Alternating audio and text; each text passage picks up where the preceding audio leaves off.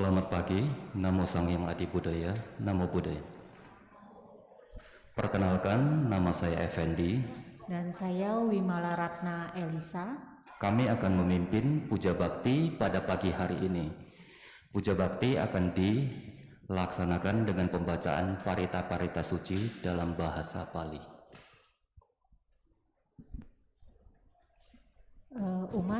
Kami ingatkan kembali untuk menonaktifkan alat komunikasi selama Puja Bakti berlangsung. Umat dipersilakan untuk berdiri dan bersikap anjali.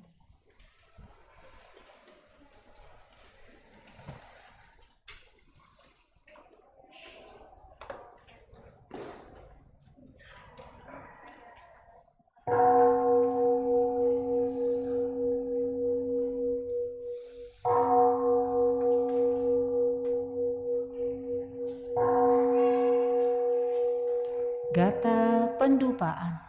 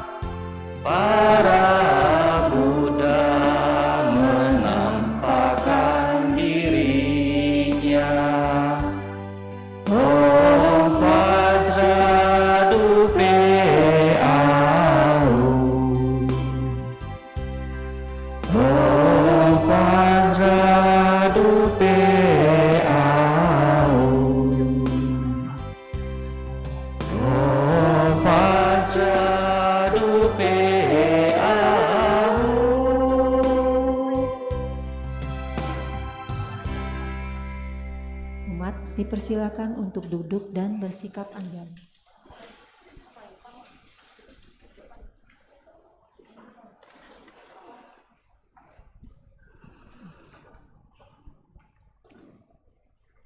Nama Karagata, halaman 19.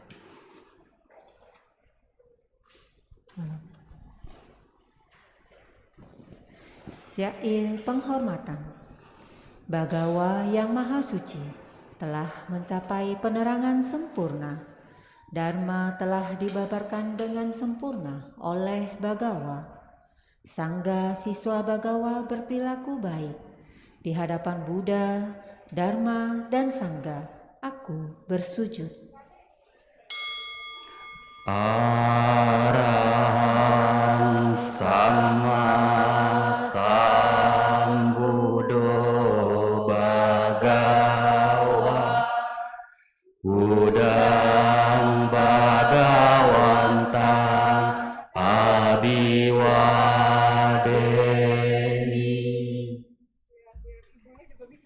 Namo Buddhaya.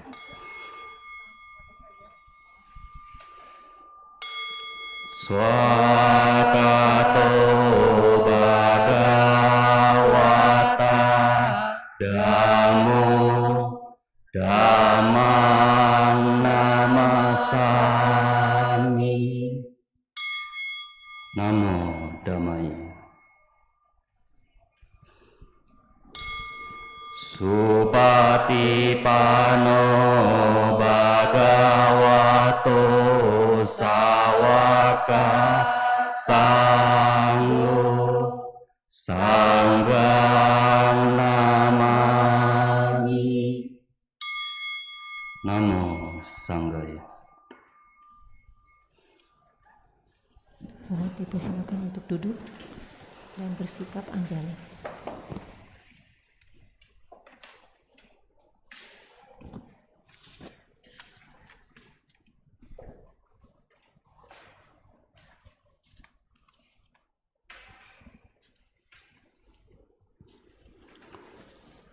Wandana halaman 16. Syair penghormatan. Terpujilah Sang Hyang Adi Buddha yang Maha Esa, Bhagawa yang Maha Suci, yang telah mencapai penerangan sempurna, dan semua bodhisatwa Maha Satwa. Namo Sang Hyang Adi Buddhaya. Namo Sang Hyang Adi Buddhaya. Namo Sang Hyang Adi Buddhaya. Namo Tassa Bhagavato Arahato Sama Sambuddhassa. Namo Tassa Bhagavato Arahato Sama Sambuddhassa. Namo Tassa Bhagavato Arahato Sama Sambuddhassa. Namo Sarve Bodhisattvaya Mahasattvaya. Namo Sarve Bodhisattvaya Mahasattvaya. Namo Sarve Bodhisattvaya Mahasattvaya. Tisarana halaman 17. 3. Perlindungan. Marilah kita menyatakan diri berlindung kepada Buddha, Dharma, dan Sangha untuk kedua kalinya dan untuk ketiga kalinya berlindung kepada Buddha, Dharma, dan Sangha. Buddhang saranang gacchami, Dhammang saranang gacchami, Sanghang saranang gacchami, Dutiyampi Buddhang saranang gacchami, Dutiyampi Dhammang saranang gacchami, Dutiyampi Sanghang saranang gacchami,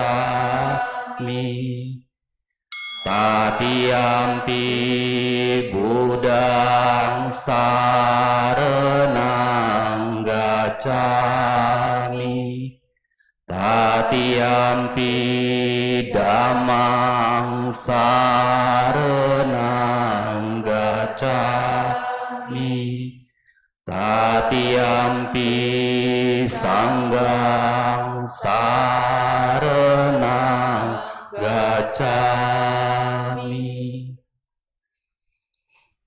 Pancasila halaman 18. 5 sila. Dengan melaksanakan sila, tidak membunuh, tidak mencuri, tidak berbuat asusila, tidak berucap yang tidak benar, tidak meminum minuman keras, akan membuahkan hasil terlahir di alam bahagia, memperoleh kekayaan, dan mencapai nirwana. Marilah kita menyatakan tekad, berusaha melatih diri, melaksanakan 5 sila. Panatipata, weramani, sikapadang samadhiyami, adinadana, weramani, sikapadang samadhiyami, kamesu micacara, weramani, sikapadang samadhiyami, musawada, weramani, sikapadang samadhiyami, surameraya, majapamadhatana, weramani, sikapadang samadhiyami. Buddha Nusati, Dhamma Nusati, Sangha Nusati, halaman 19. Marilah kita melakukan perenungan terhadap Buddha, Dharma, dan Sangha. Demikian sesungguhnya Bhagawa yang Maha Suci, yang telah mencapai penerangan sempurna, sempurna pengetahuan serta tingkah lakunya, sempurna menempuh jalan, pengenal segenap alam, pembimbing manusia yang tiada taranya, guru para dewa dan manusia, Buddha yang bangun, junjungan yang dimuliakan. Dharma telah dibabarkan sempurna oleh Bhagawa, berada sangat dekat, tidak dibatasi oleh waktu, mengundang untuk dibuktikan, menuntun ke arah pembebasan, dapat diselami oleh orang-orang bijaksana dalam batin masing-masing. Sangga siswa Bhagawa berperilaku baik. Sangga siswa Bhagawa berperilaku lurus. Sangga siswa Bhagawa berperilaku benar. Sangga siswa Bhagawa berperilaku patut. Mereka 4 pasang makhluk, terdiri dari 8 jenis makhluk suci. Itulah Sangga siswa Bhagawa. Patut dimuliakan dan menerima persembahan. Patut disambut dengan ramah. Patut menerima pemberian. Patut dihormati. Lapangan untuk menanam jasa yang tiada taranya di alam semesta. Iti piso Bhagawa Arahang Sama Sambuddho Wija Carana Sappano Sugato Loka Widyu Anutaro Purisa Dhamma Sarati Satta Dewa Manusana Buddho Bhagawati Swakato Bhagawata Dhammo Sanditiko Akaliko Eipasiko Opanahiko Pacetang Weditabo Inyuhiti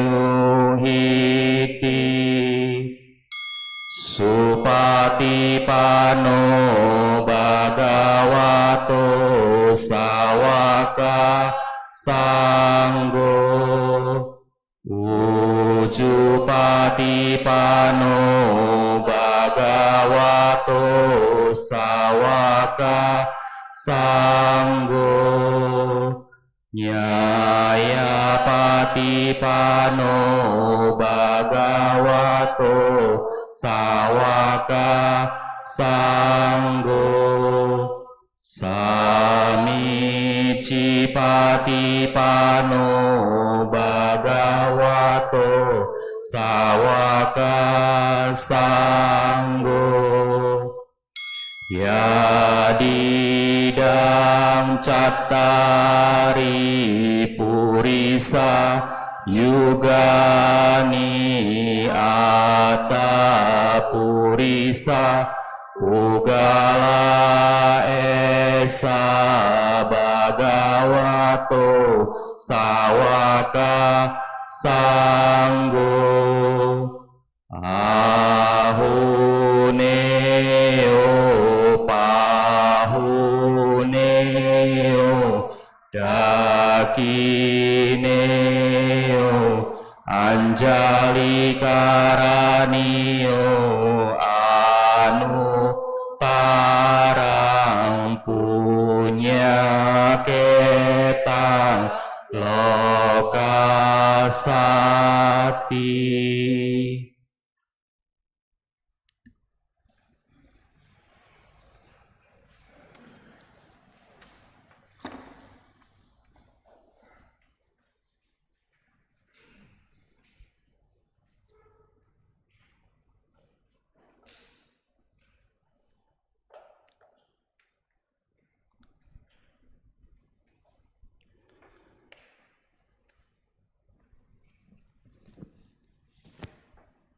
Samadhi.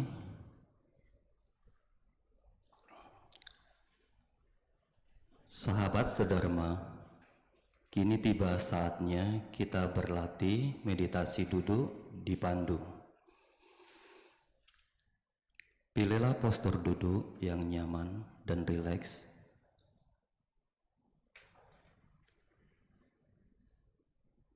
Jika Anda duduk di kursi, izinkan kaki Anda menyentuh ke lantai. Jika Anda duduk di matras, izinkan kedua lutut beristirahat menyentuh matras. Punggung tegak namun rileks dengan tidak bersandar pada apapun. Dada tidak membusung atau membungkuk. Kedua telapak tangan bisa saling bertindihan. Kedua ibu jari bisa saling bersentuhan membentuk sebuah lingkaran kecil dan letakkan di atas pangkuan kaki.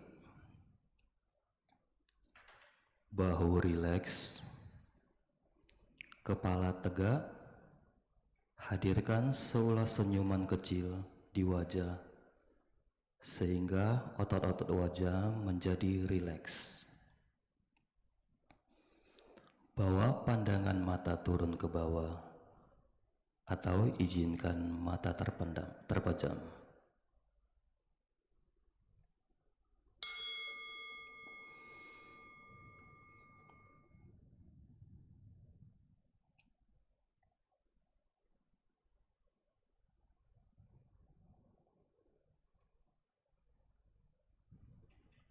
Bernafas masuk, saya merasakan dan mengenali sensasi nafas masuk. Bernafas keluar, saya merasakan dan mengenali sensasi nafas keluar.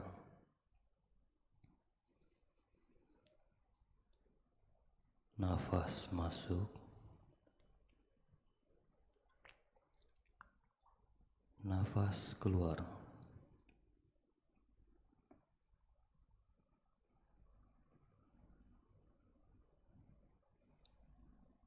Bernafas masuk, saya mengikuti nafas masuk dari awal hingga akhir.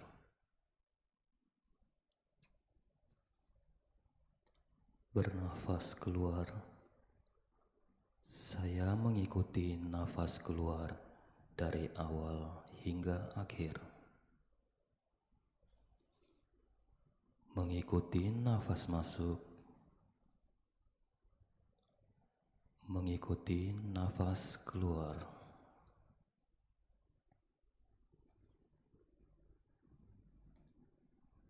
Menyadari seluruh tubuhku, saya bernafas masuk. Merilekskan seluruh tubuhku, saya bernafas keluar.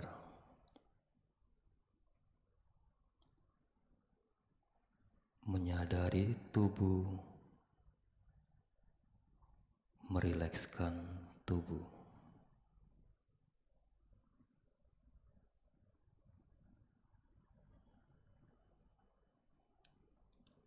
Tersenyum pada tubuhku, saya bernafas masuk.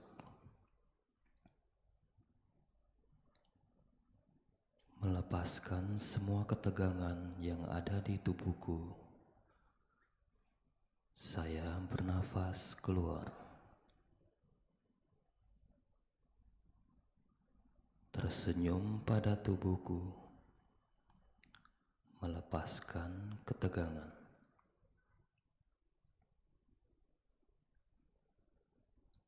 Merasakan sukacita, saya bernafas masuk.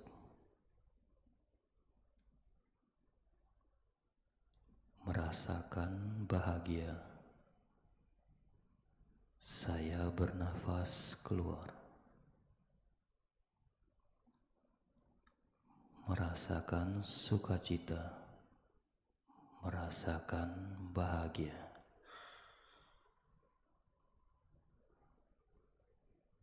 Hadir pada saat ini, saya bernafas masuk.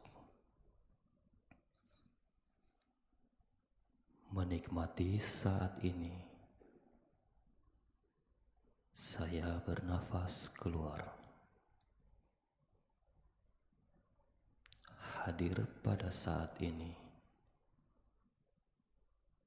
menikmati saat ini.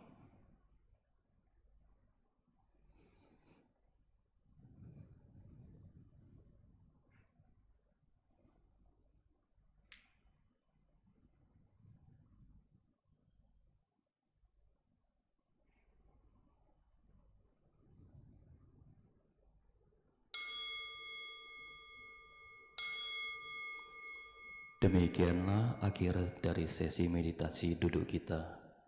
Gerakan kedua telapak tangan secara berlahan. Gerakan tubuh perlahan. Rangkapkan kedua telapak tangan di depan dada. Silakan membuka mata.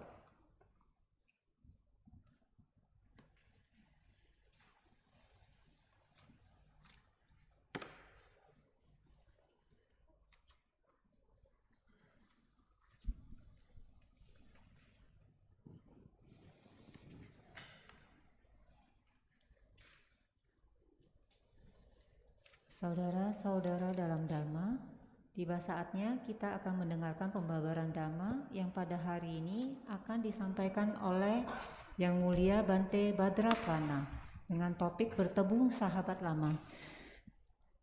Para umat dipersilakan untuk berdiri dan berhadapan serta bersikap anjali.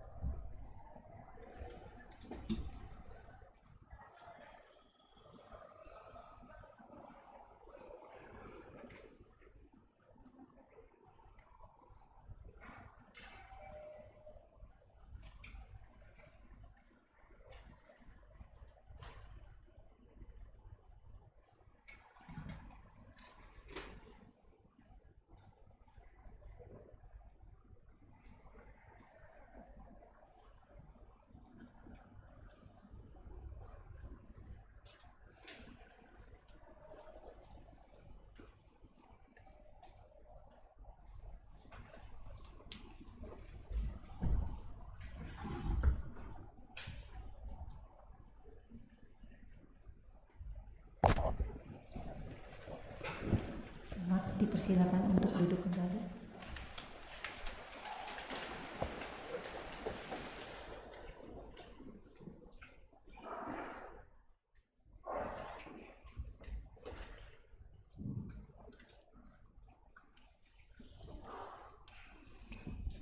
Aradhana Dhamma Desana. Marilah kita memohon tuntunan Dharma kepada Bante. Brahmacaloka Dipati Sahampati Kata Jalian Diwarang Ayat Cata Santi Dasata Parajaka Jatika Desetu Dhamma Anukampi Mang Pajam. Brahma Sahampati, penguasa dunia ini, merangkap kedua tangannya memohon. Ada makhluk-makhluk dengan sedikit debu di matanya. Ajarkanlah Dhamma demi kasih sayang kepada mereka.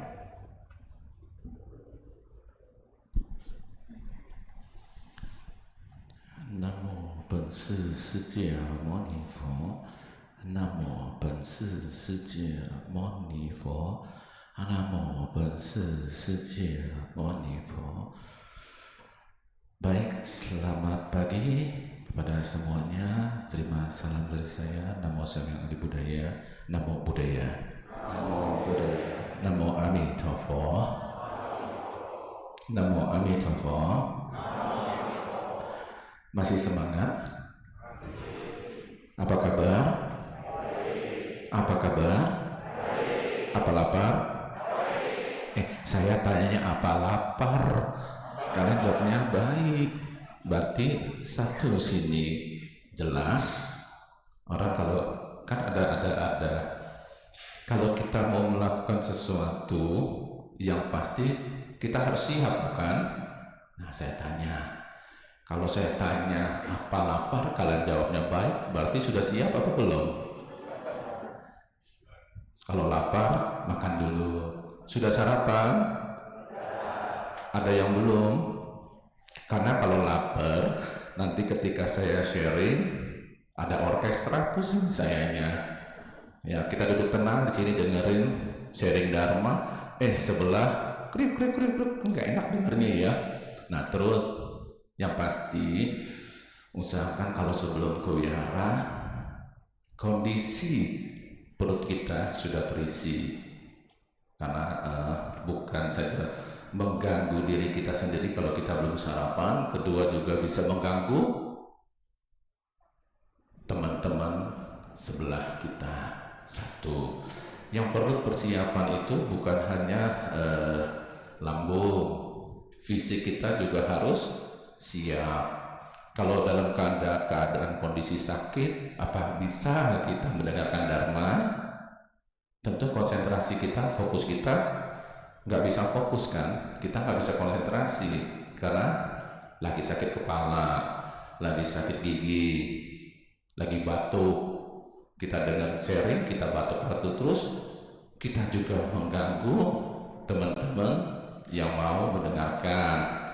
Nah, terus bukan fisik secara itu jadi sakit. Nah, yang paling penting siap dalam arti apa yang tadi saya ngomong, sadarnya itu loh. Siap dalam arti konsentrasi. Tadi jelas kan, berarti pendengaran kita ini belum siap. Ditanya apa, lapar, baik. Nah, itu berarti. Jadi usahakan sebelum kita melakukan puja bakti, kita udah siap. Tubuh fisik kita, pikiran, batin kita siap. Ya, itu sangat mendukung pada saat kita melakukan puja bakti. Nah, kesiapan itu bukan cuma fisik, pikiran, mental kita pun juga siap. Dalam arti kesadaran itu kita siap, berarti kita bisa hadir secara utuh di sini, sekarang, dan saat ini. Karena berapa banyak di antara kita ke wihara belum siap. Satu, karena nggak fokus. Kedua, kita masih memikirkan masa lalu. Kadang-kadang kita datang ke sini tapi pikiran kita masih ada di rumah, ya kan? Banyak kan nanti mikirin kalau anaknya nggak ikut, dia mikirin anaknya di rumah gimana, atau anaknya ikut sekolah minggu, mikirin anaknya sekolah minggu gimana. Berarti kita belum bisa hadir secara penuh. Atau kadang-kadang yang lebih banyak lagi sudah mikirin nanti habis dari wihara mau makan di mana, sudah mulai berembuk, ada yang mungkin. Nah, ini kesiapan satu lagi adalah ketika benar-benar kita mau ke wihara, tolong satu lagi handphone dimatikan. Anda mau dengar ceramah dharma atau main handphone di sini?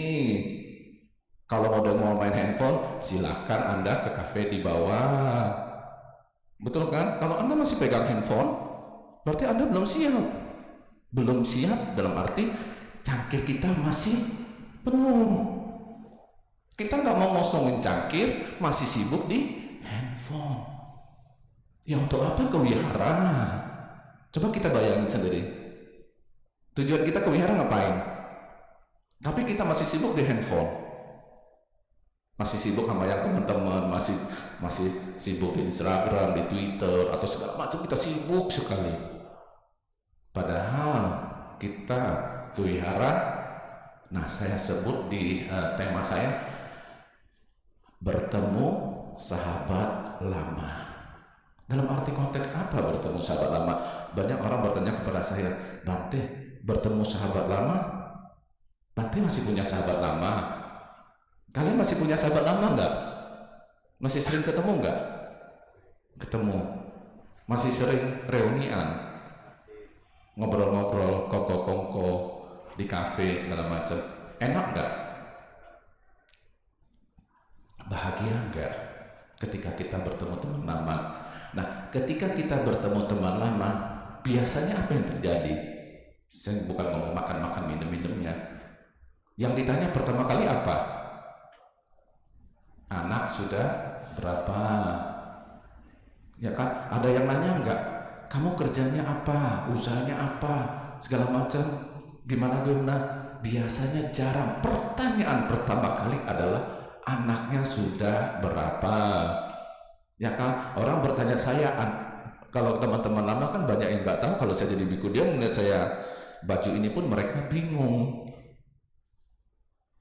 Loh, Julius, kamu kok pakai beginian? Emang anakmu berapa? Kenapa pakai baju begitu? Nah, kadang-kadang saya berpikir begini. Kemarin juga saya sempat bertemu teman lamaku, ya. Kita ngobrol lama, panjang, cerita-cerita banyak. Tetapi dalam inti sekarang saya tidak akan berbicara tentang teman lama saya sama beliau, teman lama dalam arti ini. Tapi secara konteksnya saya akan berbicara teman lama, yaitu teman apa? Diri kita sendiri. Pernah nggak Anda menganggap diri kita ini teman kita, sahabat kita sendiri? Kalau kita menganggap diri kita ini teman, sahabat diri kita sendiri, apa yang akan kita lakukan terhadap diri kita sendiri? Yang pasti kita menjaga diri kita sendiri, bukan? Karena kita sayang pada teman kita, berarti kita ini tubuh kita ini teman, berarti ini sahabat kita, dan kita harus rawat tubuh kita ini, bukan? Nah, cara merawatnya gimana? Ada yang bisa nggak? Kita sharing aja, ngobrol aja begini ya. Jadi saya juga nggak mau terlalu tegang, karena kayaknya asap lilinnya nggak enak banget. Sahabat lama tubuh kita ini adalah sahabat kita. Kalau kita bisa menjadikan tubuh kita sahabat kita, tentunya kita akan bisa saling bersinergi, saling berkomunikasi dengan tubuh kita sendiri, menjadikan sahabat kita dan diri kita menjadi sesuatu yang saling mendukung. Kan? Ketika saling mendukung akan timbul hal-hal yang lebih banyak membuat kita kebahagiaan akan muncul. Salah satu yang paling penting adalah kita menjaga tubuh fisik kita untuk selalu sehat. Sahabat kita ini harus sehat. Ya, saya ngomong tadi, kalau dalam kondisi sakit, apakah kita bisa ke wihara? Tubuh kita lagi sakit segala macam. Kalau tubuh kita, sahabat kita ini sakit, apa kita bisa bermeditasi? Apakah kita bisa banyak melakukan perbuatan baik kalau tubuh sahabat kita ini sakit? Tentunya bisa, dalam arti tanda kutip. Tapi kecenderungannya adalah kesulitan yang kita alami. Karena saya merasa sahabat saya ketika beberapa tahun lalu saya masuk rumah sakit karena demam berdarah, boro-boro untuk meditasi, boro-boro untuk yang lain saya lakukan, ya, untuk duduk tenang aja susahnya minta ampun. Untuk ke toilet aja saya nggak ada kekuatan. Pikiran mau, tapi fisik saya, sahabat saya ini nggak ada kekuatan untuk mendorong saya untuk ke toilet, ya kan? Nah, saya jadi berpikir begini, bagaimana kita bisa menjaga dan merawat sahabat kita ini, sahabat yang seintinya, sejatinya sudah hadir menemani kita, dalam tanda kutip kita ini, dari awal kita lahir sampai akhirnya kita meninggal. Pernah nggak kalian menganggap tubuh kita ini sahabat kita sendiri, saudara kita sendiri yang perlu kita rawat? Kebanyakan kita, nah kalau perempuan lebih care ya terhadap fisik ya, masih mau ke salon, manicure, pedicure, nggak mau gemuk, mau langsing, jaga pola makan. Nah, yang laki-laki agak sulit ya, ke salon aja kalau bisa jarang-jarang malah ya, apalagi mau perawatan fisiknya. Tapi sekarang kan laki-laki sudah banyak yang mulai menjaga fisik dalam arti fisik luar, itu saya ngomong. Nah, fisik dalamnya, yang di dalamnya adalah apa? Pola makan, ya kan? Kita juga merawat fisik kita ini, sahabat kita ini supaya nggak sakit, kita harus menjaga pola makan kita sendiri. Nah, ada satu yang lebih penting, yang makanan paling penting adalah pikiran dan batin kita sendiri. Nah, Bapak Ibu yang hadir di sini, yang hari ini hadir, itu saya sebut sudah sebagai sudah sangat luar biasa. Berarti ketika kita ke wihara, kita sudah setidaknya sudah memberikan nutrisi kepada pikiran kita dan batin kita. Lewat apa? Pembacaan parita tadi kan. Nah, ketika kita membaca parita, setidaknya kita sudah mengulang apa yang diajarkan oleh Buddha. Terus tadi ada ngambil Pancasila di sarana, kan ada pembacaan. Nah, sekarang saya tanya, ketika Bapak Ibu yang ada di sini membaca parita, ngerti nggak? Tahu nggak artinya? Yang tahu tolong angkat tangan. Tadi udah baca parita kan? 1, 2, 3, 4, 5, 6, 7. Itu tidak banyak ternyata. Baca tapi nggak ngerti. Tapi setidaknya merasa tenang, damai, bukan? Merasakan satu kebaikan. Kenapa kita merasakan ketenangan, kedamaian ketika membaca parita di wihara? Karena satu, komunitas. Komunitas saling mendukung. Nah, ini baru sahabat luar, sahabat Dharma. Sahabat Dharma ini saling memtransformasikan, mendedikasikan energi positif secara kolektif, akhirnya membuat kita merasakan ketenangan dan kedamaian. Setidaknya itu bisa kita dapat walaupun tidak mengerti. Nah, kalau tidak mengerti, nanti di bawah banyak buku-buku Dharma. Atau kalian boleh bertanya kepada yang sudah memahami, ada Romo Pandita atau ada siapapun, bisa bertanya. Sebetulnya kadang-kadang kan kita memberikan sharing Dharma, ada yang memberikan kesempatan, silakan bertanya. Tapi kebanyakan tidak mau bertanya. Tapi kalau saya sih bersyukur nggak ada yang bertanya. Saya bahagia. Berarti Bapak Ibu sudah sangat-sangat pintar. Ya kan? Berarti tidak perlu bertanya. Yang perlu adalah apa? Praktek. Praktek apa? Nah, ketika kita berpraktek, kita butuh sahabat. Fisik ini, coba kita bayangkan kalau kita nggak punya fisik, nggak ada tubuh, tangan kita, sahabat kita dalam sakit, kondisi sakit, apakah kita bisa berpraktek? Yang tadi saya ngomong lagi, tentunya sulit. Yang saya ngomong balik lagi adalah kesulitan untuk melakukan praktik-praktik Dharma. Nah, sekarang Bapak Ibu yang kita lihat tadi juga saya sempat ngobrol, kemarin saya sempat ngobrol. Ada seorang di wihara tempat saya tinggal. Kita kebetulan saya nggak mendengar apa yang dibawakan sharingnya, tapi saya ada 1-2 orang ngobrol. Kita sekarang yang fenomena ini karena kemarin Bapak Ibu tahu kan saya juga mengurus kemarin almarhum Reza di rumah duka. Jadi satu hal yang saya dapat, komunitas itu sangat mendukung, karena ketika beliau di rumah sakit itu komunitas dari True Nature, Semut Merah dan termasuk dari wihara itu sangat mendukung, memberikan energi positif. Nah, saya melihat mereka itu dalam ketika masuk dalam ruang itu, saya sendiri pun merasakan energinya, ketenangan, kedamaiannya.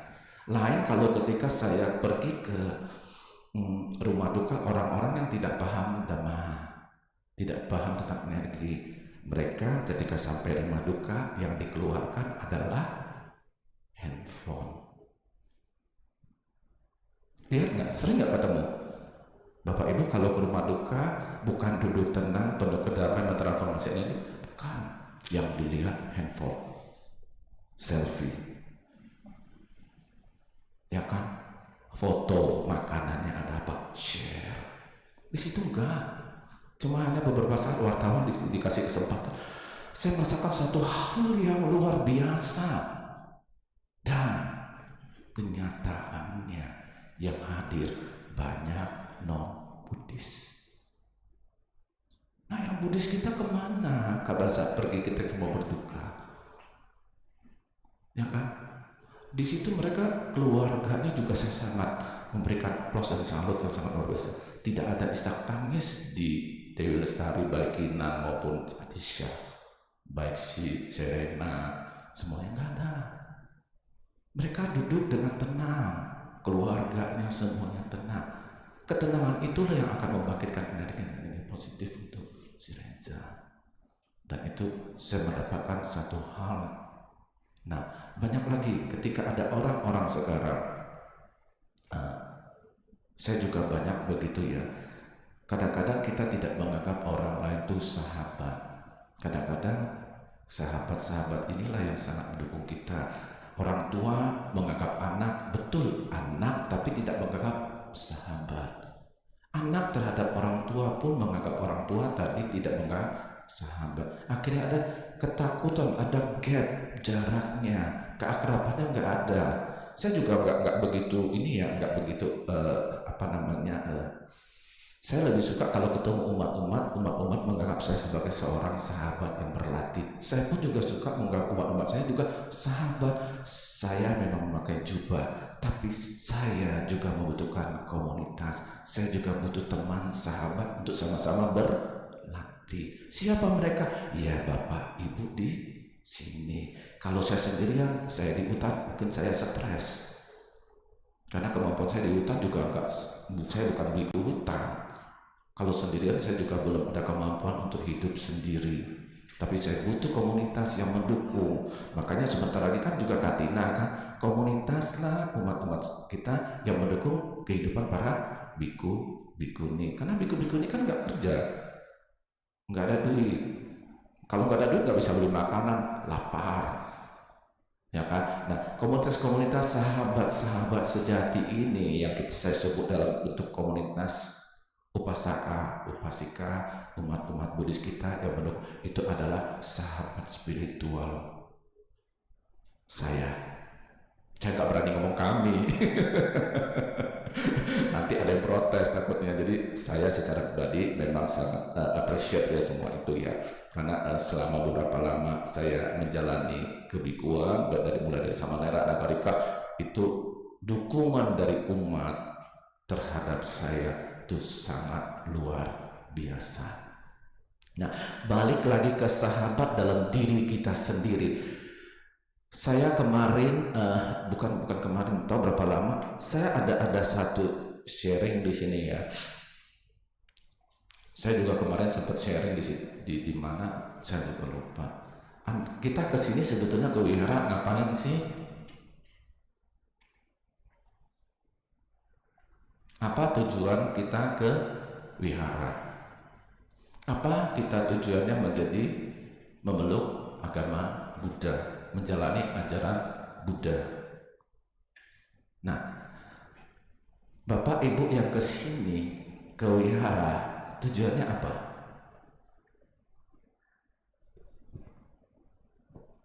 Ada yang bisa bantu saya?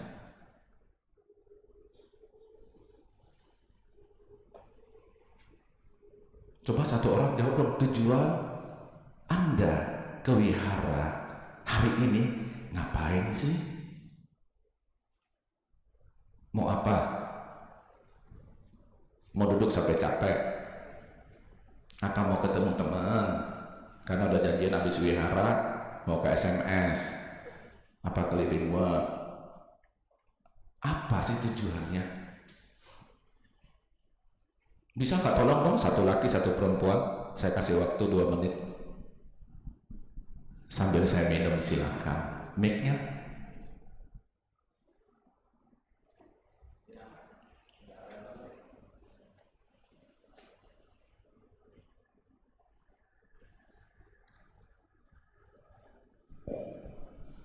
Di sini ibu-ibu yang cewek-cewek ya, satu orang. Ini yang baju biru muda belakang baju putih kaos putih ini. Menanam kebajikan. Menanam kebajikan, bagus, luar biasa jawabannya. Simple tapi luar biasa. Nah, yang perempuan, yang merasa perempuan, kalau Anda tidak merasa perempuan nggak usah jawab. Nah, ini yang baju merah depan. Untuk membawa anak lebih mengenal Buddhis. Untuk membawa anak mengenal Buddhis. Jadi Untuk saya belajar lebih mengenal Dharma. mengenal Dharma. Bagus, luar biasa, kasih aplaus dong.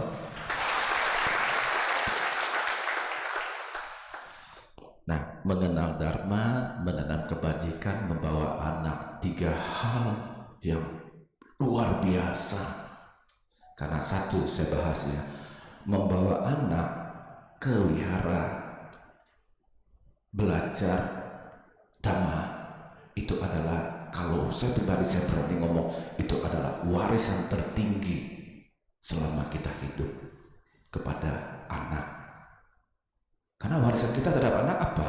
Yang paling, yang saya ngomong berani, saya ngomong Triratna ini adalah warisan tertinggi dhamma, bukan uang bermiliar-miliar triliunan.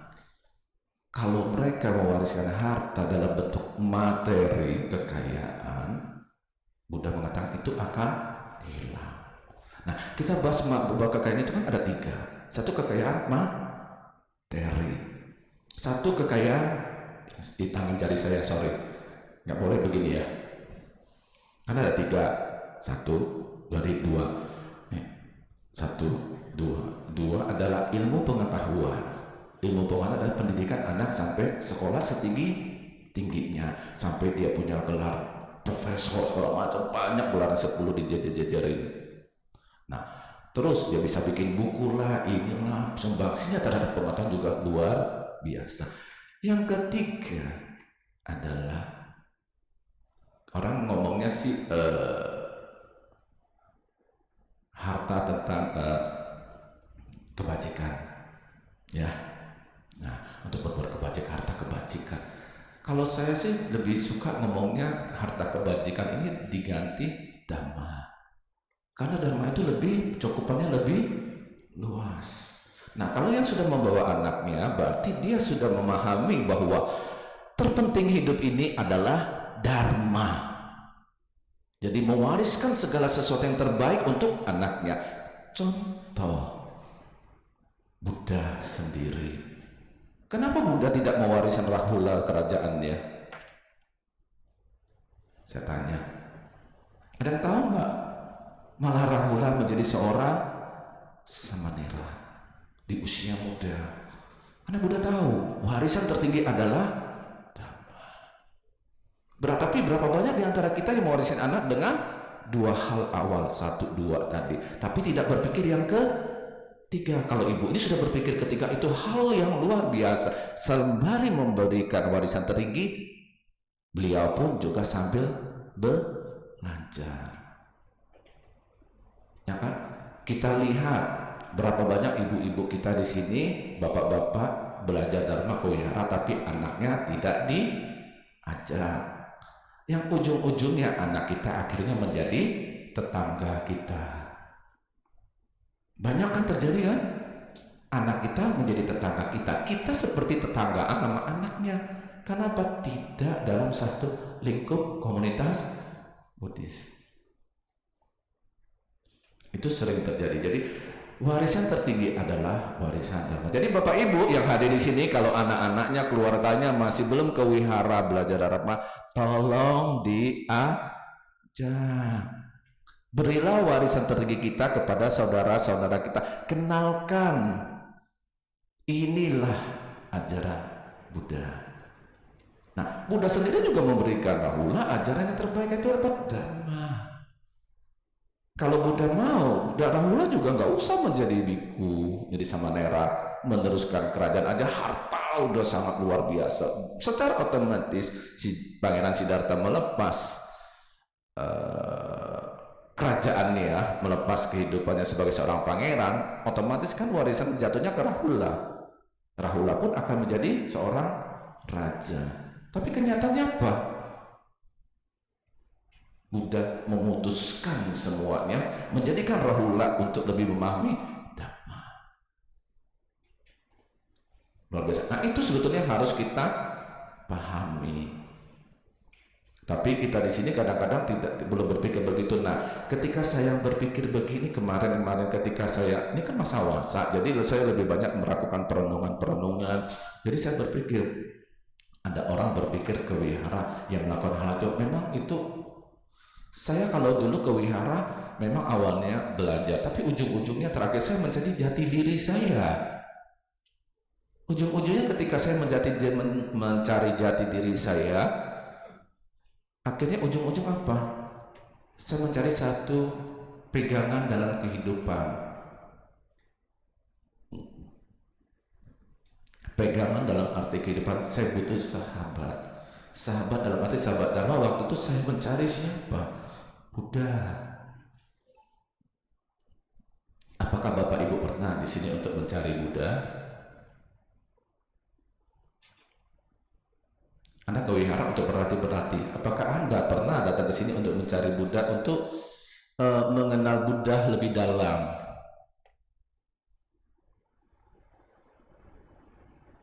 Enggak. Pernah nggak kepikiran mencari Buddha, untuk mengenal Buddha lebih dalam? Saya nggak tahu kemarin ketika sebulan, enggak, dua tiga minggu yang lalu saya pikir saya akan mengenal lebih Buddha dalam. Setelah saya melakukan perenungan, kenapa ya kok saya repot-repot mencari Buddha? Toh Buddha mengatakan bahwa kita juga bakal Buddha.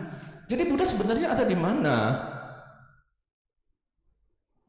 Ada di dalam pikiran dan batin kita. Tapi selama ini kita selalu mencari ke luar, mencari rupa-rupa Buddha, memohon perlindungan, memohon berkah supaya anaknya lulus ujian, supaya anaknya dipintar, saya juga supaya bebas dari penyakit. Tapi kita tidak mencari sahabat dalam diri kita sendiri. Ternyata Buddha itu ada dalam diri kita. Buddha mengajarkan pertama kali adalah kita harus menjaga fisik kita sendiri.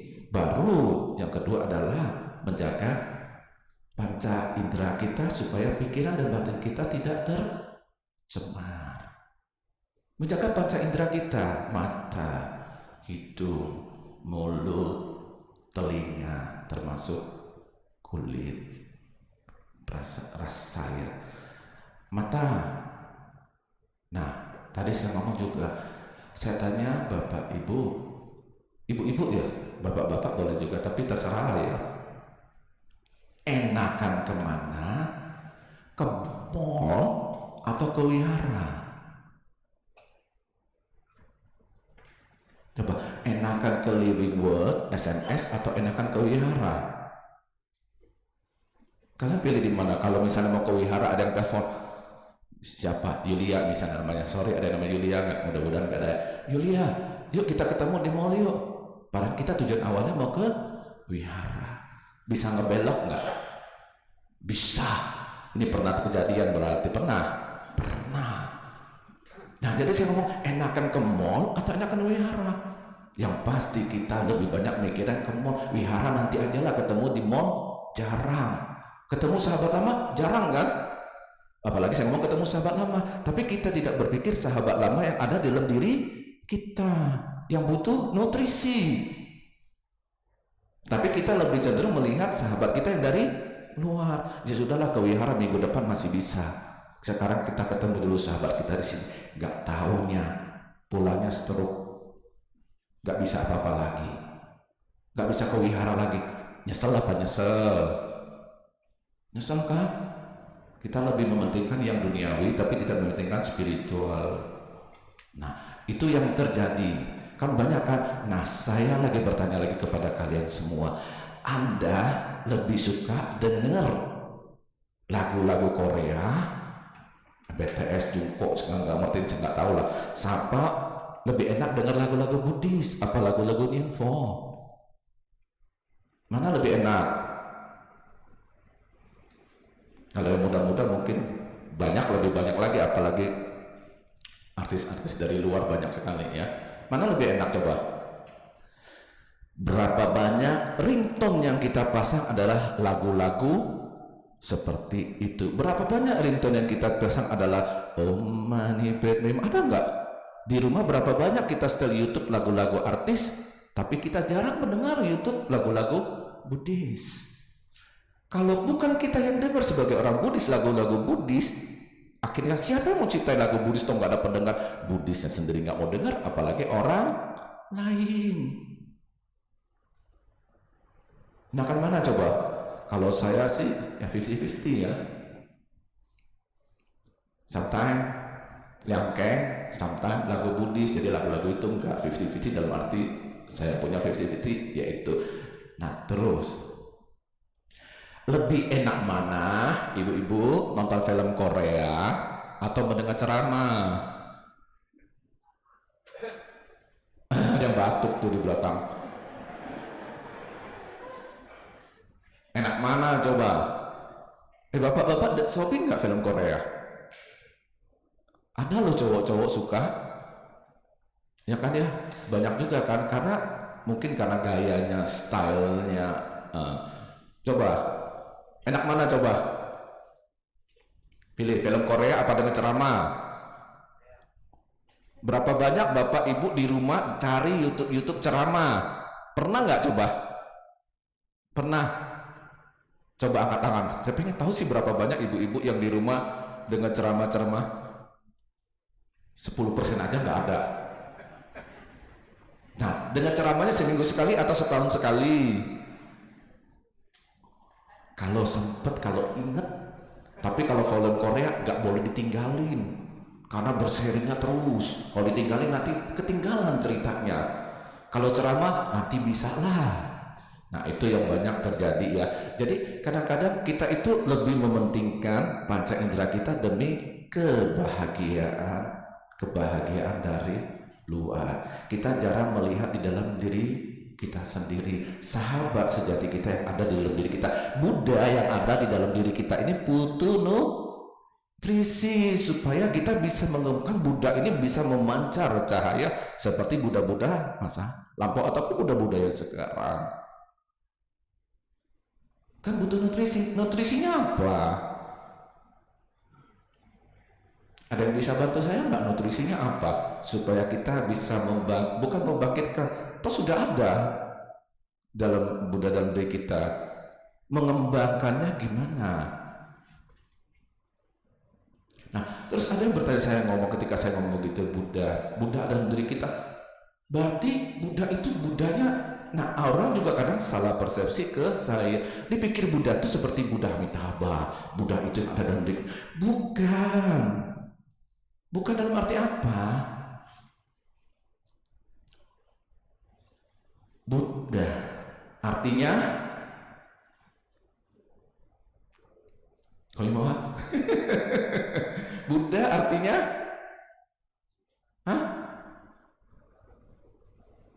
coba mic dong, tolong sekali saya minta lagi yang bisa. Buddha itu artinya apa? Kesadaran. Oke, sudah selesai, nggak perlu mic. Kesadaran. Berarti, nah, bagaimana kita mengembangkan kesadaran yang ada dalam diri kita? Bukan Buddha dalam arti yang seperti ini. Kesadaran loh. Kita sadar. Kita kalau minum begini doang, kalau begini kita nggak sadar kan? Tapi kalau kita sadar, oh saya haus, saya mau minum, saya ambil. Minum secukupnya karena kita menyadarinya. Nah, kalau nggak sadar itu contohnya kalau kita diajak teman atau kawinan kasih angpau 200.000 mau makannya banyak nggak mau rugi, bila perlu bawa keluarga seutuh-utuhnya sampai pembantunya semua dibawa 6-7 orang, angpaunya cuma gopek. Nah, kita memanfaat itu dengan sadar nggak itu? Sadar juga, tapi sadarnya kurang baik. Yang saya ngomong sadarnya ini adalah sadar yang bermanfaat untuk kita. Nah, kalau yang nggak sadar gimana? Ketika ada prasmanan, ini pengen.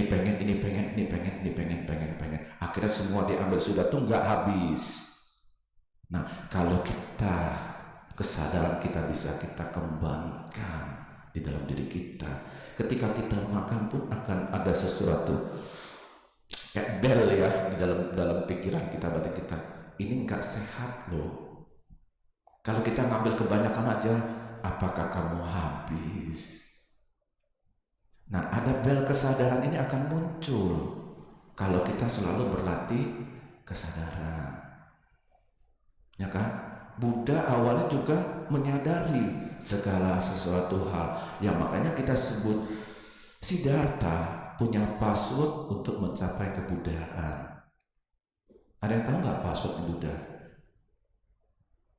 Passwordnya Buddha, passwordnya Siddhartha, Bodhisattva Siddhartha, yang akhirnya membuat dia kesadarannya membuat Dia belum sadar, akhirnya kesadarannya bangkit dan dia mengembangkan kesadaran itu. Passwordnya cuma 4. Lahir, tua, sakit, mati. Berapa banyak di antara kita menyadari bahwa kita dilahirkan, kita pasti sakit, kita pasti tua, kita pasti mati. Kita lahir, kita tidak bisa mengelak sudah besar begini. Cara menanggulangi sakit, kita bisa menjaga fisik kita. Sakit mental, kita bisa healing. Tren kan lagi kan.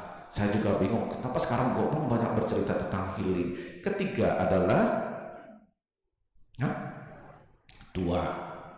Berapa banyak nggak perempuan laki-laki operasi supaya kelihatan muda. Mukanya muda, tangannya keriputan. Kalian lihat kan banyak kan mukanya, aduh ibu ini keren mukanya masih kelihatan muda. Sekali lihat tangannya ya amplop, nggak sesuai dengan tangan dan muka tidak sesuai. Tua, lahir tua, mati. Kita setiap saat pintu kematian pun dimanapun akan terjadi dalam diri kita. Ya, makanya kita harus menjaga fisik kita, batin kita, supaya kita bisa mempersiapkan kematian kita dan mempersiapkan juga kematian orang lain.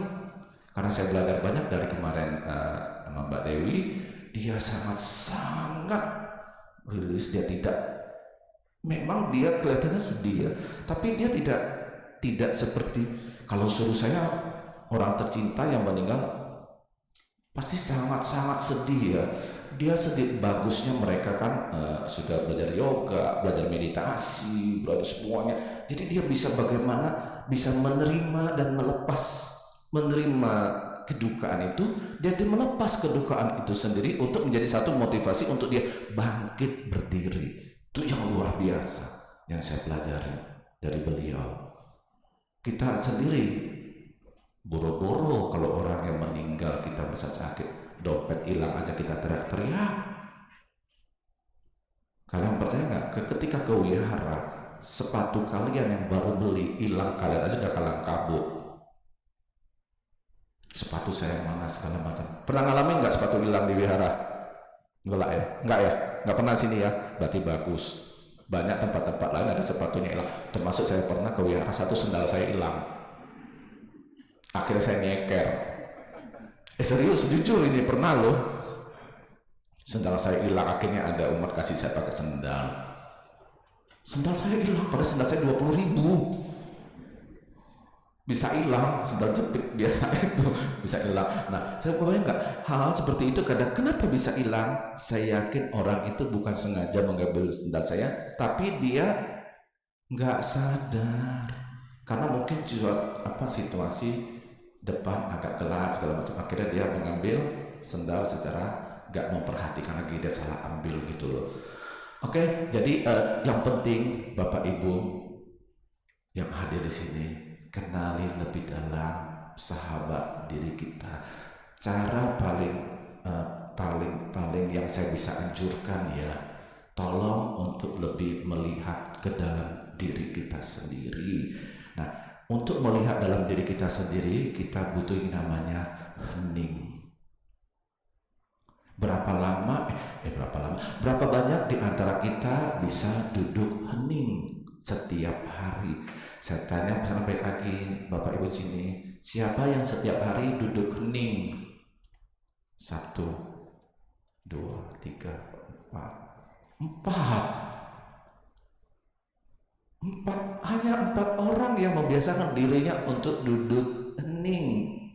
Kalau kita tidak pernah duduk hening, bagaimana kita bisa mengenali diri kita sendiri? Nah, ada cerita, kalian tentu pernah dengar, ada yang belum pernah dengar, yang sudah pernah dengar, nggak apa-apa. Kita membaca fakta juga mengulang-ulang, mengingatkan kita kembali, dari kita kembali. Ada cerita tukang kayu kehilangan arloji. Ketika dia kasak kusuk di kayu-kayu balok, nggak ketemu arlojinya, akhirnya teman-temannya bantu juga tetap tidak ketemu. Nah, ketika tidak ketemu, akhirnya ada seorang anak yang akan membantu. Tapi orang-orang itu kan orang tua, sama kayak saya kali ya. Orang tua kadang merasa sok pinter ya. Sama anak-anak, aku masih kecil, bisa apa sih kamu? Tapi anak ini memberikan satu pencerahan yang luar biasa. Anak itu ngomong, saya akan bantu. Caranya gimana? Bapak-bapak, tolong duduk hening. Jangan kasak kusuk, jangan berisik. Ketika bapak-bapak itu duduk hening, akhirnya terdengar suara jamnya. Tik, tik, tik. Akhirnya ketemu lokasi jamnya. Nah, kalau kita sering-sering duduk hening, kita juga bisa menemukan sahabat sejati kita ini loh. Nah, ketika kita sudah menemukan sahabat sejati ini, harus kita rawat. Ya kan? Ada orang suka bercerita begini, cara merawatnya gimana?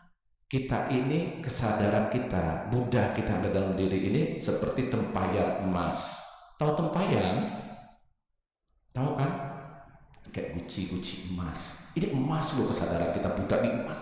Tapi sayangnya tempayan kita ini, kita suka mengisikan kotoran.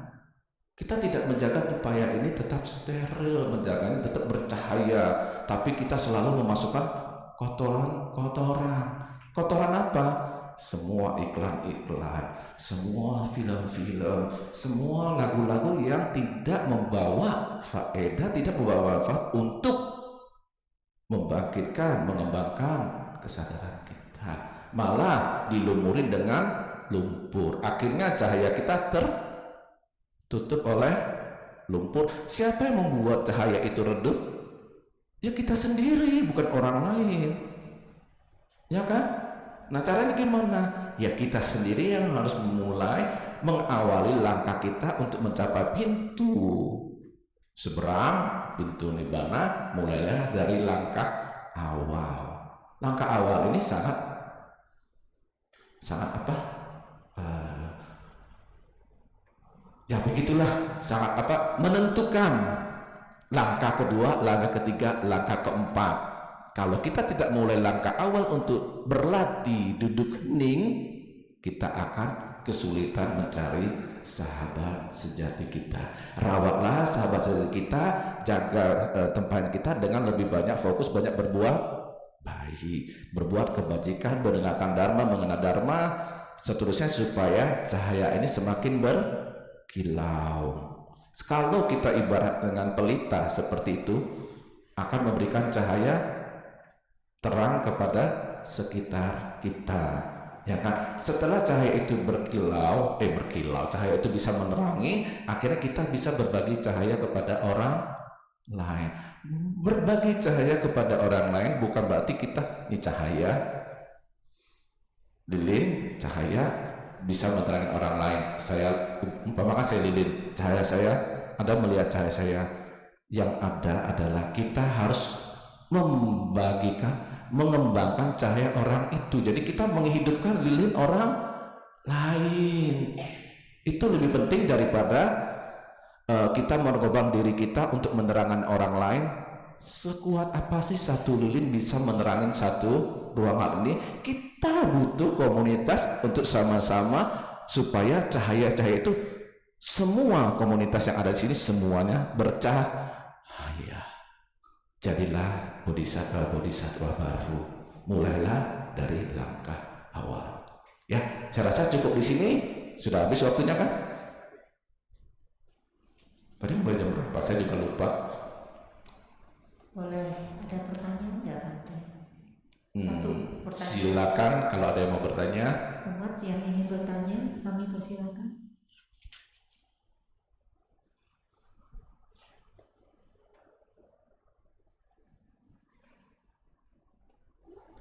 Nggak ada ya? Yang di atas mungkin ada umat yang ingin bertanya.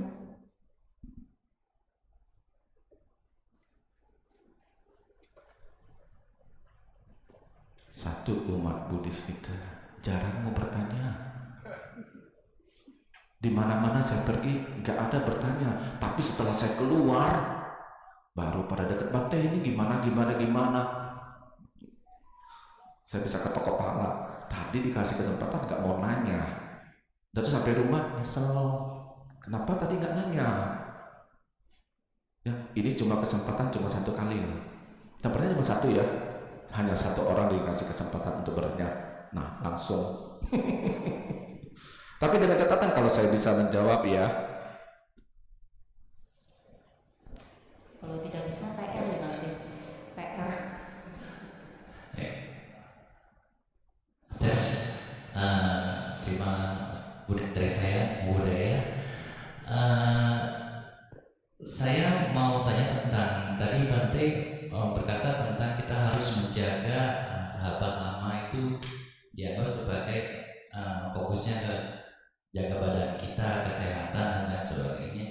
Cuma dari konsep agama Buddha yang mungkin tadi yang saya pelajari itu kadang-kadang kan tubuh ini kan kadang-kadang kan tidak kekal gitu loh. Jadi kalau konsepnya kan yang saya pahami kita nggak perlu maksudnya kalau kita jaga pun itu akan walaupun kita jaga semaksimal mungkin pasti akan sakit, itu pasti tidak dihindari. Dan itu bagaimana konsepnya Bante? Apa kita harus pasrah aja? Karena kan kalau kita sakit juga adalah buah karma kita yang masa lalu. Jadi seberapa bagus kita jaga pun karma itu akan berbuah juga. Itu bagaimana Bante? Terima kasih. Baik, terima kasih. Pertanyaannya bagus ya. Ada yang bisa bantu saya? Anda yakin penyakit Anda sekarang bawaan dari karma masa lampau?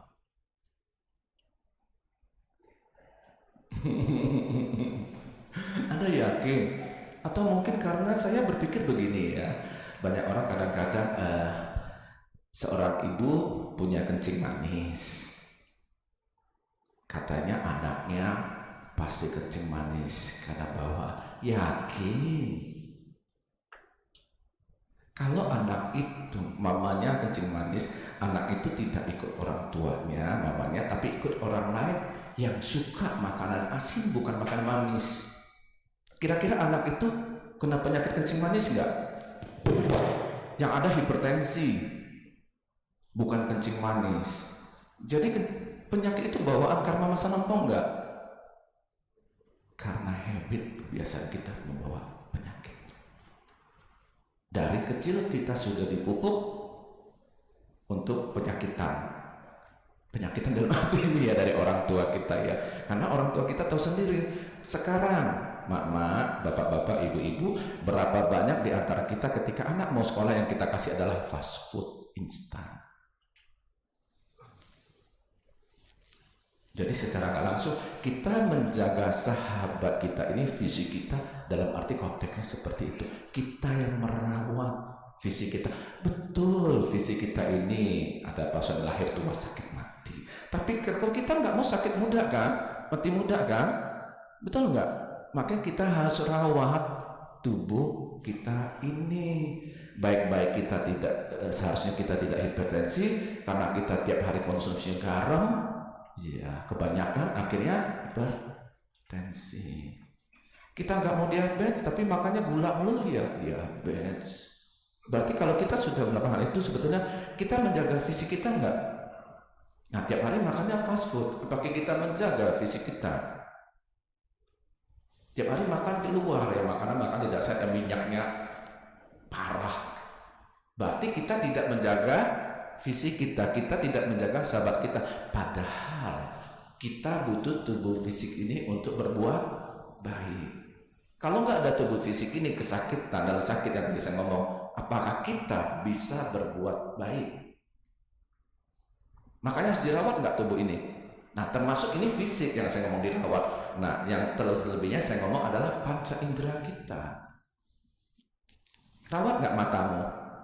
Kalau tiap hari main game melulu, game online, mata bisa sakit nggak? Rusak nggak mata? Jadi mata harus dirawat nggak? Nah, telinga yang suka pakai earphone terus, rusak nggak kira-kira telinga kita kalau kita nggak rawat? Apa yang paling gampang deh, rambut kalau kita nggak rawat, jadi apa rambut kita? keriting keribu panjang. Jadi kita selawat kita apa? Butuh rambutnya lebih pendek. Kalau yang mau gondol seperti saya, bagus. Nah, kita rawat kan? Semuanya harus kita rawat. Tubuh fisik ini kalau kita rawat mata kita dari menghindari hal-hal yang itu, kan berarti kita bisa membaca buku lebih baik, kita bisa melihat lebih dalam segala macamnya bla bla bla bla. Tapi kalau kita mata rusak, kita itu secara konteks luar. Nah, kalau kita melihat lebih dalam lagi, menjaga mata kita dari hal-hal yang negatif supaya tidak mengganggu pikiran kita, tidak mengotori pikiran dan batin kita. Kalau tubuh fisik kita supaya bisa berbuat baik, tapi ini panca indera kalau kita tidak rawat, kita selalu melihat hal-hal yang buruk. Makanya banyak kejadian kita lihat sendiri kan, kenyataannya, realitanya.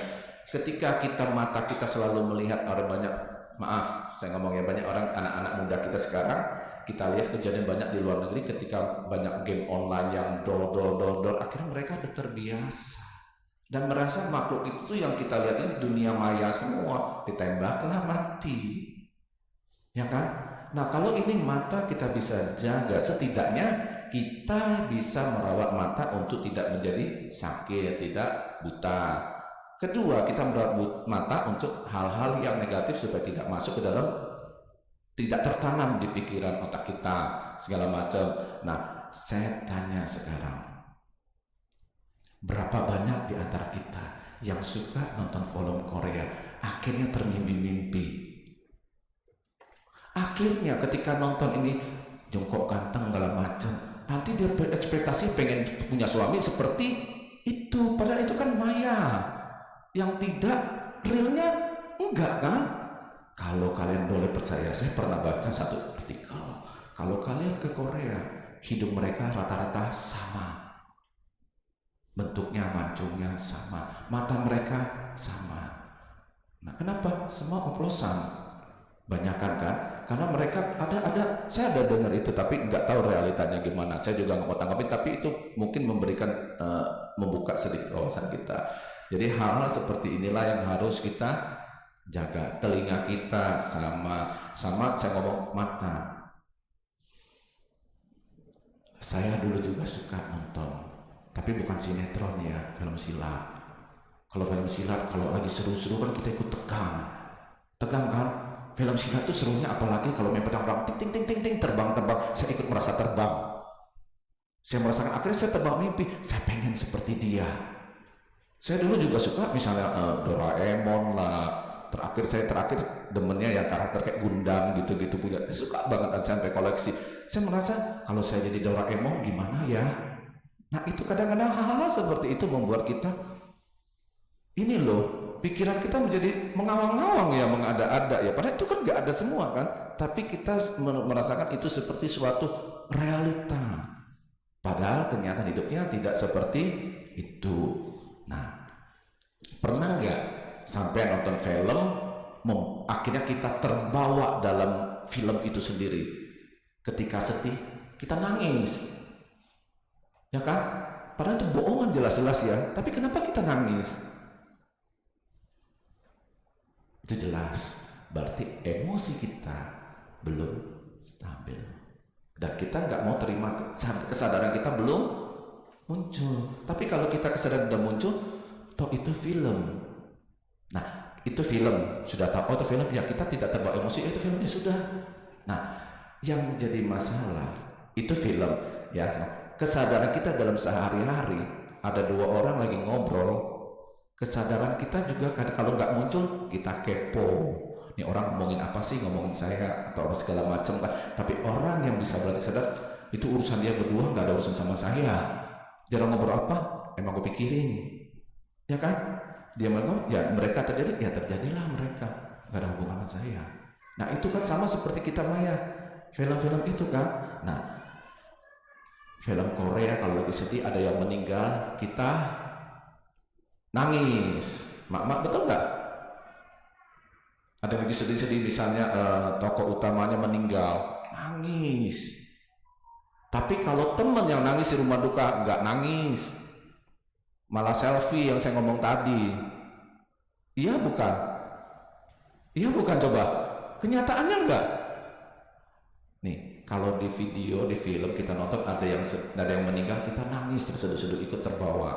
Tapi ke rumah duka, temen, keluarga kita yang meninggal, tapi bukan keluarga dekat, bukan suami istri, keluarga agak jauh lah. Kita nangis enggak? Malah foto-foto di handphone, hahaha.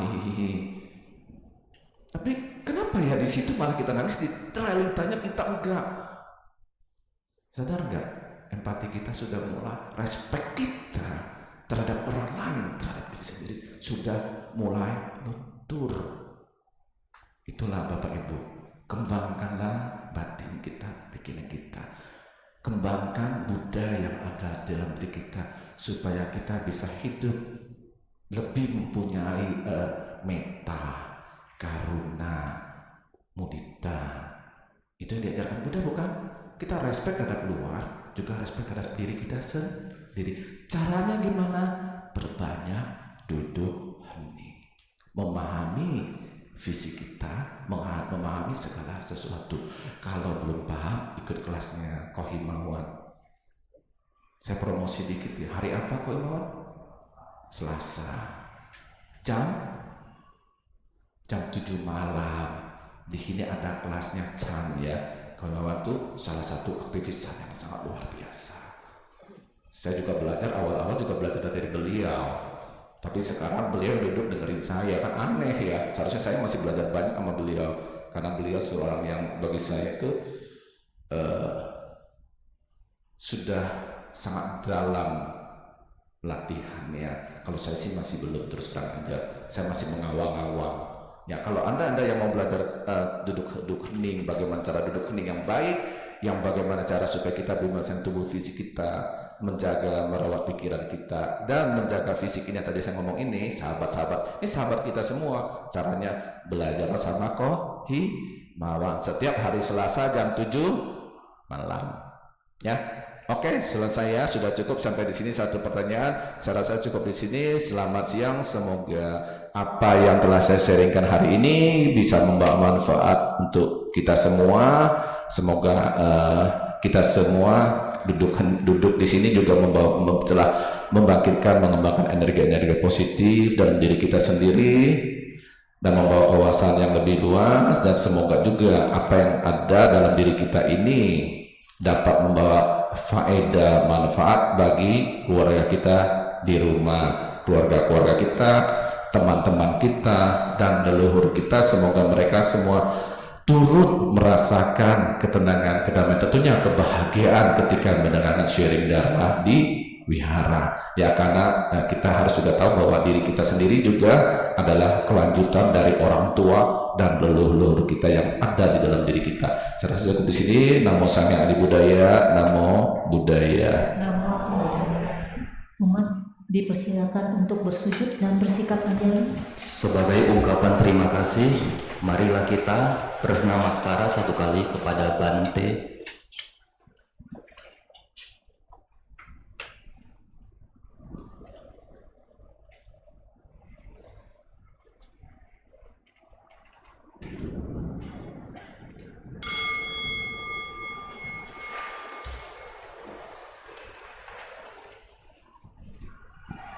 Umat dipersilakan untuk berdiri dan saling berhadapan serta bersikap anjali.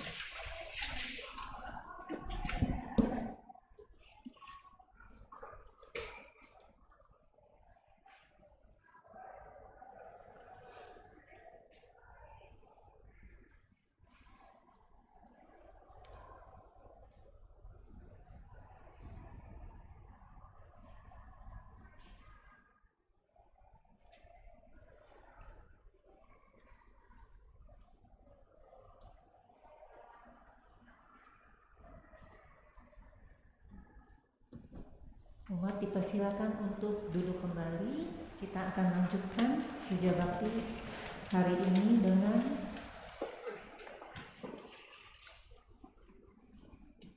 melakukan kebajikan dengan berdana untuk kepentingan dhamma, seraya menyanyikan lagu Dana Paramita. Umat bisa menyalurkan dana melalui scan code QRIS atau ke kantong dana yang akan dibagikan oleh petugas.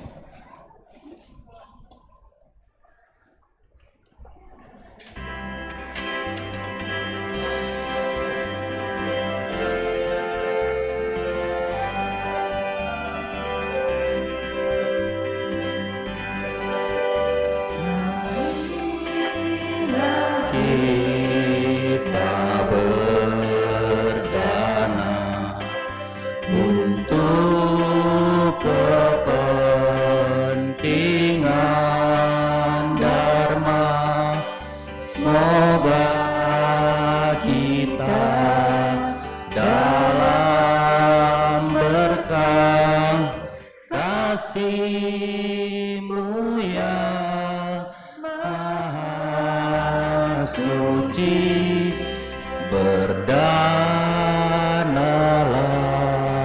kita semua dengan hati ikhlas rela.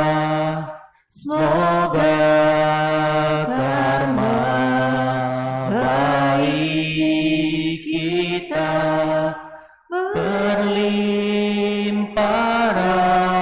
rahmat Triratna. Marilah kita berdana mengembangkan paramita. Semoga kita hidup damai dalam kemurahan hati. Berdanalah kita semua dengan penuh sukacita. Semoga hidup kita bahagia untuk selama-lamanya. Terima kasih atas dana yang telah diberikan. Semoga bermanfaat bagi perkembangan Buddha, Dharma, dan Sangha. Selanjutnya, kita akan mendengarkan persembahan lagu yang akan dibawakan oleh tim kesenian. Kepada tim kesenian, kami persilakan.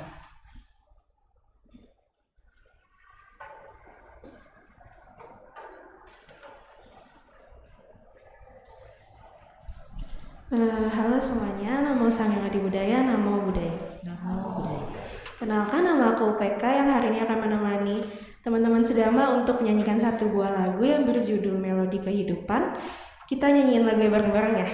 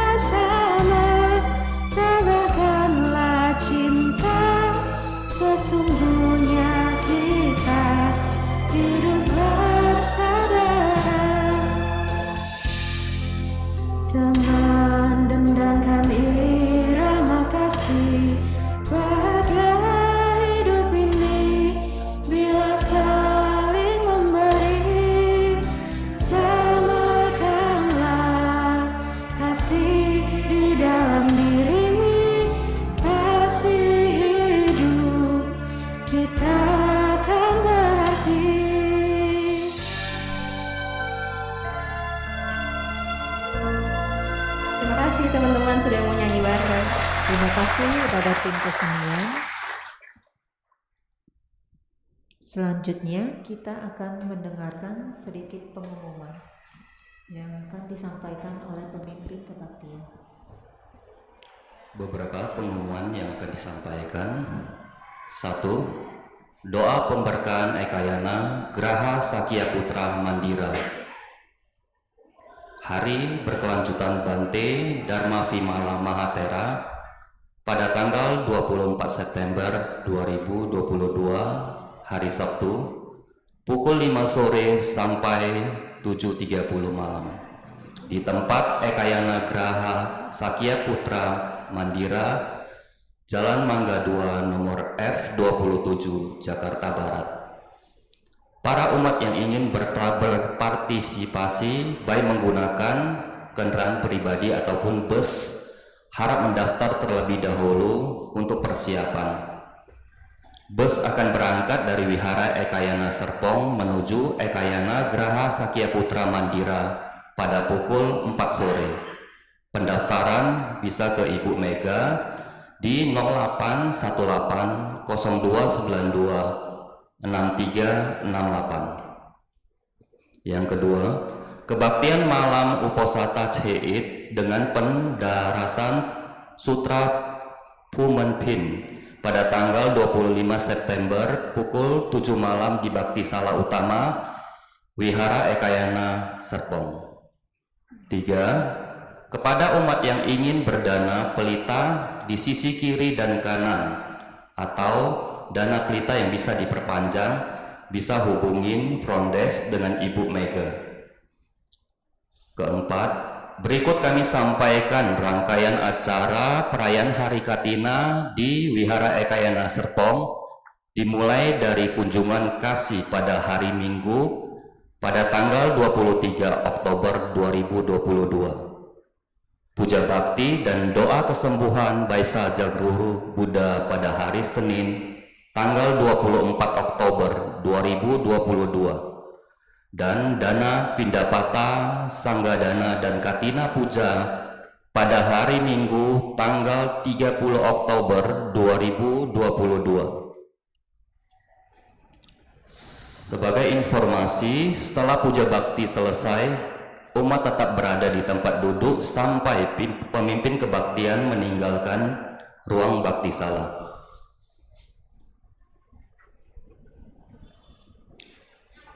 Etawata, halaman 40. Saudara-saudari dalam Dhamma, hari ini kita akan melimpahkan jasa kebajikan kita kepada mendiang Go Eong, mendiang So Om Nyo, mendiang Husit Chua, mendiang Lim Chai Chu, mendiang Wong Nyet Li Herna. Marilah kita menyalurkan jasa-jasa kebajikan yang telah kita peroleh kepada semua makhluk yang membutuhkannya. Etawata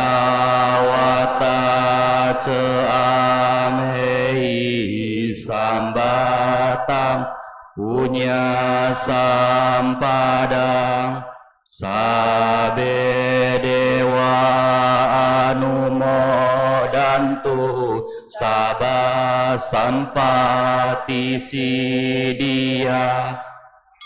Etawata ceamhei sambatang punya sampadang sabe buta anumodantu sabah sampati sidia.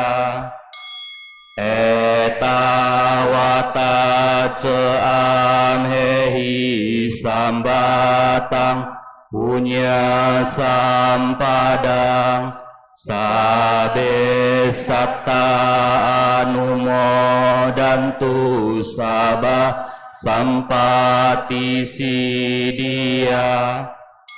Akasata cebu mata dewa naga mahidika punyantang anumodit wacirang rangkantu toka sati akasata cebu mata dewa naga mahidika punyantang anumodit wacirang rangkantu Indonesia idang wonyatinang hotu sukita hontunya tayo idang wonyatinang hotu sukita hontunya tayo idang wonyatinang hotu sukita hontunya tayo dewa wasatu kalena sasa sampati hotu ce ito bawa tuloko ceraja bawa tu damiko akasata cebu mata dewa naga mahidika punyantang anumodit wacirang rangkantu wihara ekayana serpong akasata cebu mata dewa naga mahidika punyantang anumodit wacirang rangkantu mendiang goeong mendiang soomnyo mendiang husin chua mendiang lim chai chu mendiang wong ye li akasata cebu mata dewa naga mahidika punyantang anumodit wacirang rangkantu sasanang akasata cebu mata dewa naga mahidika punyantang anumodit wacirang rangkantu desanang akasata cebu mata dewa naga mahidika punyantang anumodit wacirang rangkantu no guru akasata cebu mata dewa naga mahidika punyantang anumodit wacirang rangkantu mang parangti sadu sadu sadu. Umat, kami persilakan untuk berlutut dan bersikap anjali.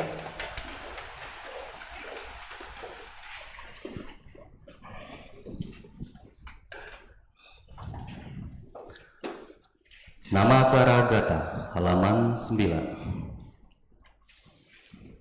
Syair penghormatan. Bagawa yang maha suci telah mencapai penerangan sempurna.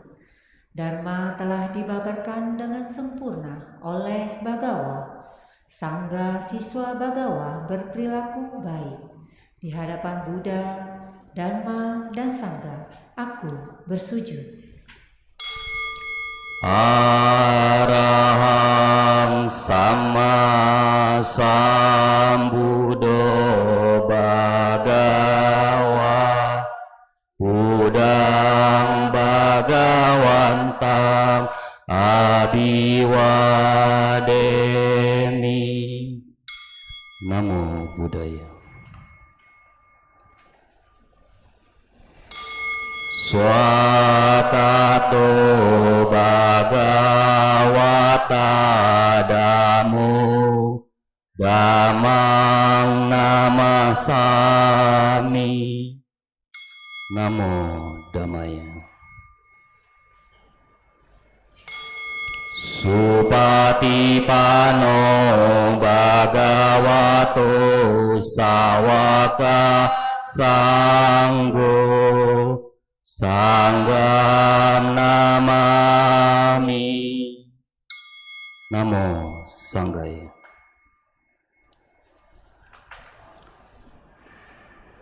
Sabe sata bawantu sukitata. Semoga semua makhluk berbahagia. Sadu, sadu, sadu. Puja bakti selesai. Namo Sang Hyang Adi Budaya. Namo Buddhaya.